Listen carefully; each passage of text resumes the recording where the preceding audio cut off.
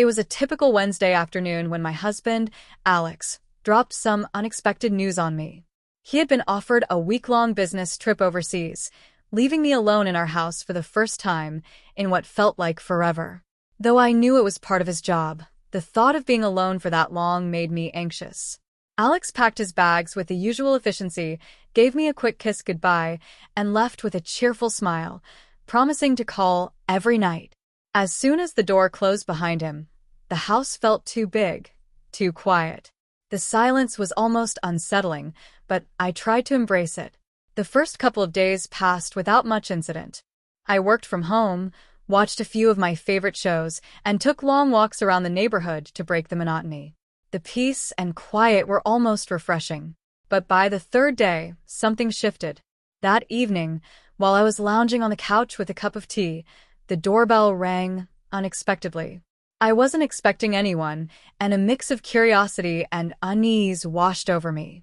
I opened the door to find Matt, Alex's best friend, standing there with a warm smile on his face. He held up a bottle of wine in one hand and shrugged casually. "Hey, I was in the neighborhood and thought I'd check on you," he said. "I know Alex is away, and it must get a bit lonely." Matt had been Alex's closest friend since their college days. They had an effortless friendship, the kind that doesn't need constant maintenance, but is always there when you need it. We had all spent plenty of time together over the years, but I realized that I had never really spent time with Matt on my own. "Oh, thanks," I said, stepping aside to let him in. "You didn't have to do that." He shrugged again, his smile never wavering. "Just being a good friend." I didn't think much of it. Matt was practically family. We sat down in the living room, shared a glass of wine, and started chatting about the usual things: work, mutual friends, and how Alex was adjusting to his trip. The conversation flowed easily, and before I knew it, I found myself laughing more than I had in days. There was something comforting about the way Matt listened, his attention unwavering and genuine. It was refreshing, and I realized I hadn't felt this kind of connection in a long time. Hours slipped by as we talked, and I began to notice things about Matt that I hadn't before. His wit, his easy charm, the way he made me feel at ease. There was a moment, just a brief one, where I caught him looking at me a little differently than usual. It wasn't inappropriate, but it was something. A small shift in the air between us. Neither of us acknowledged it, but I could feel it. I brushed it off, convinced it was just my imagination. After all, he was Alex's best friend, and I was Alex's wife. There was no way Matt would ever cross that line, right? The next morning, I woke up feeling unsettled. The evening with Matt replayed in my mind more than it should have. I told myself it was nothing, just the result of having company when I was feeling unusually vulnerable with Alex being gone. But there was a nagging voice in the back of my head that wouldn't go away, replaying the subtle shift in the air between us. I busied myself with work, hoping that distractions would help shake off the thoughts. Yet every time I made a cup of coffee, or glanced at the couch where we had talked the night before, the memory of that moment crept back in. What bothered me the most wasn't anything Matt had said or done. It was the fact that I was thinking about him at all. This was someone I'd known for years, someone who had always been in the background of my life, like a comfortable, familiar presence. Why was I suddenly seeing him in a different light? By the afternoon, I couldn't resist the urge to talk to someone about it. I called my closest friend, Kate, the one person I could always count on to listen without judgment. "So, Matt came by last night," I said, trying to sound casual. "Matt? Alex's friend? What for?" Kate's tone was immediately curious. "I don't know really. He said he was just checking in since Alex is away." We had a few glasses of wine and talked. It was nice, but I trailed off, unsure of how to explain the strange feeling that had settled in. "But," Kate pressed. I sighed. "I don't know. There was this moment. It wasn't anything, but it felt like something." Kate was silent for a beat before speaking. "And what did he do, exactly?" "Nothing," I said quickly. "That's the thing. It wasn't anything specific. It just felt like we both became aware of something we shouldn't have." Kate hummed thoughtfully. "Well, that's tricky. I mean, he's Alex's best friend. Maybe it was just the wine talking." "Maybe," I replied, though deep down, I wasn't so sure. I tried to push the feeling away, convincing myself that I was overthinking things because I was lonely and bored. But that evening, as I sat down for dinner alone, my phone buzzed. It was a message from Matt. Had a great time last night. Hope I didn't overstay my welcome. I stared at the message, unsure of how to respond. I typed out a few different replies before finally settling on something simple. Not at all. It was nice to have company. A few minutes later, his reply came in. Glad to hear that. I was thinking of stopping by again tomorrow, if you're free. No pressure, of course. I hesitated, my fingers hovering over the keyboard. Part of me wanted to say no, to avoid whatever this was turning into. But the other part, the one that had been lonely and bored for days, was tempted. After all, it wasn't like anything would happen, right? It was just another visit from a friend. Sure, tomorrow works, I replied before I could overthink it. The next day passed in a blur of nervous energy. I couldn't stop thinking about what I was doing, about the decision I had made. Was I setting myself up for something I wouldn't be able to control? Or was it all just in my head, an overreaction to the loneliness that had been creeping in since Alex left? By the time evening rolled around, I found myself glancing at the clock, counting the minutes until Matt arrived. When the doorbell rang, my heart jumped in my chest. I took a deep breath before opening the door, forcing a casual smile as I greeted him. Hey, Matt said, smiling as he held up a bag of takeout. I brought dinner. Thanks, I replied, stepping aside to let him in. My voice sounded more composed than I felt. We sat at the kitchen table, eating and talking just like we had the other night. But this time, there was a different energy between us. Every glance, every laugh seemed to carry more weight. I noticed the way his eyes lingered on mine just a little too long, and I couldn't deny the warmth that spread through me each time it happened. I knew I shouldn't feel this way, but the tension between us was undeniable. At one point, I caught him staring at me again, his gaze more intense than before. My heart skipped a beat, and I quickly looked away, feeling the weight of guilt settle in. This was ridiculous. He was Alex's friend, and nothing was going to happen. I needed to remind myself of that. But the more I tried to push those thoughts aside, the more I felt drawn to the idea of letting something happen. And that terrified me. As the evening wore on, it became clear that whatever had been brewing between us the night before was still there, simmering just beneath the surface. We danced around it with small talk and casual conversation, both of us trying to keep things light, but the tension was impossible to ignore. And then, without thinking, I found myself saying something I hadn't planned. Matt, do you ever wonder what would happen if we weren't tied to other people? He looked at me, surprised but not shocked. There was a pause, and then he answered, his voice quiet. I've thought about it. More than I should. I hadn't expected that. My heart raced, and I felt a strange mixture of excitement and panic. I'm sorry, I stammered, feeling the heat rise in my cheeks. I don't know why I said that. Matt shook his head, his expression soft but serious. No, don't apologize. I've been feeling something too, but I don't want to ruin anything. You and Alex, that's sacred. His words hit me hard, and I realized how close we were to crossing a line that couldn't be uncrossed. I nodded slowly, feeling the gravity of the moment settle over us. Yeah, I whispered, my voice shaky. I love Alex. Matt leaned back, exhaling deeply. I know, and I respect that. But I won't lie, it's hard being around you sometimes. There's this connection that I can't ignore. For a long moment, we sat in silence, both of us contemplating the reality of what was happening. We had acknowledged something that neither of us wanted to, and now there was no going back. As Matt stood up to leave, he looked at me one last time. I should go. Before we make a mistake. I nodded, unable to speak, and watched as he walked out the door. The house felt even emptier after he left, and I was left to face the complicated mess of emotions swirling inside me. The day after Matt's second visit, I woke up feeling a mixture of relief and dread. A part of me was glad that we had both come to our senses and stopped things before they went too far.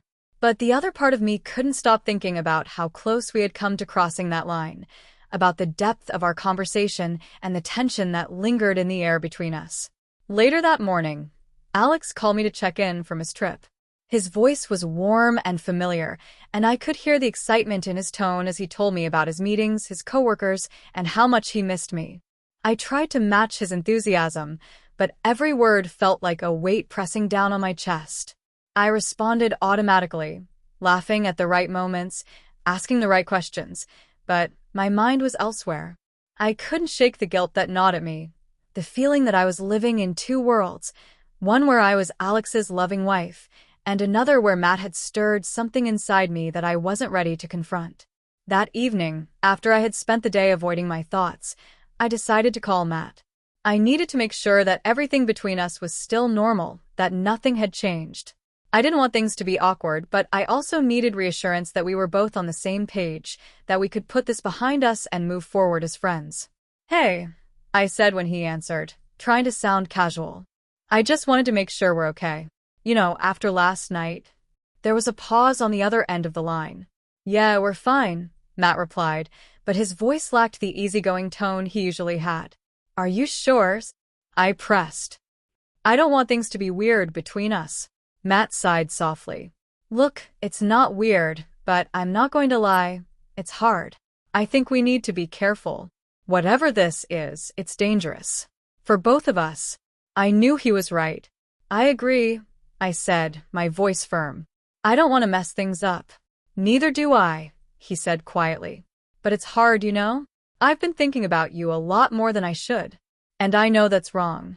Alex is my best friend, and you're his wife." Hearing him admit it out loud made everything more real. I had felt the same way, and now there was no denying it. "We have to stop this, Matt," I said, my voice steady. "Whatever this is, it can't go any further. I love Alex, and I can't hurt him like that." "I know," Matt replied, his voice softening. "I don't want to hurt him either." There was a long silence between us, the weight of the situation hanging in the air. I knew that we had to put an end to whatever had been building between us, but the more I tried to convince myself, the more I realized how hard it was going to be. After we hung up, I felt a strange sense of finality. It was the right decision, I told myself. Matt and I couldn't be anything more than friends, no matter what unspoken connection we might feel. But despite that, I couldn't shake the feeling of loss. Something had shifted between us, and there was no going back. The next few days felt like a blur. I tried to throw myself into work, into keeping busy with anything that would help distract me from the storm of emotions swirling inside. Every corner of the house reminded me of that tension with Matt, and no matter how much I tried to push it out of my mind, it was always there, lurking just beneath the surface. Dan was due back in a couple of days, and I had made up my mind to put everything that had happened with Matt behind me. I loved Dan, and I couldn't let anything come between us, not even the unresolved feelings that lingered after Matt's visits. But despite my resolve, my mind kept wandering back to those moments, those conversations, and the pull that I felt toward Matt, something I still didn't fully understand. Then, a day before Dan was supposed to return, my phone buzzed again. A text from Matt. "Can we talk?" My heart sank. I stared at the message for what felt like an eternity, torn between the instinct to protect my marriage and the part of me that needed closure. I knew I shouldn't respond. I knew that talking to Matt would only complicate things further. But I couldn't leave things unresolved. "Sure," I typed back, feeling a pit form in my stomach as I hit send. That evening, Matt came over again. This time, I promised myself that it would be the last time. We needed to clear the air, have one final conversation, and then move forward with our lives, returning to the safe, comfortable dynamic that had existed between us before. But the moment he walked through the door, I knew it wouldn't be that simple. We sat on the couch, both of us avoiding eye contact for the first few minutes. The tension between us was palpable, heavier than it had ever been. I could feel the weight of everything we hadn't said yet, lingering between us like a wall neither of us wanted to breach, but knew we had to. "I'm sorry," Matt finally said, breaking the silence. His voice was low, filled with regret. "I shouldn't have texted you. I've just been struggling with all of this, and I didn't know what else to do." I shook my head, my heart heavy. "It's not your fault. This whole thing just got out of hand." We should have never let it get this far. Matt looked at me, his expression serious. I know, but I can't stop thinking about you. And that's the problem. I don't want to feel this way, but I do. I swallowed hard, feeling my own emotions rise to the surface. I had been trying so hard to ignore what was happening between us, but now that we were sitting here, talking about it, I couldn't pretend anymore. We can't do this, Matt, I said softly. It's not fair to Dan. It's not fair to either of us. He nodded slowly, his gaze never leaving mine. You're right. It's not fair. But that doesn't make it any easier. For a moment, neither of us spoke. The weight of everything hung between us, unspoken but understood. I could feel the pull between us, the temptation to let something happen, to give in to whatever this was. But I knew that if we crossed that line, there would be no turning back. I can't, I whispered, more to myself than to him. I can't do this. Matt stood up, running a hand through his hair. I know. I should go, but neither of us moved. We were both frozen in place, standing on the edge of a precipice we didn't want to fall into. The silence stretched on, heavy and suffocating, until Matt finally turned to leave. But before he reached the door, he stopped and looked back at me.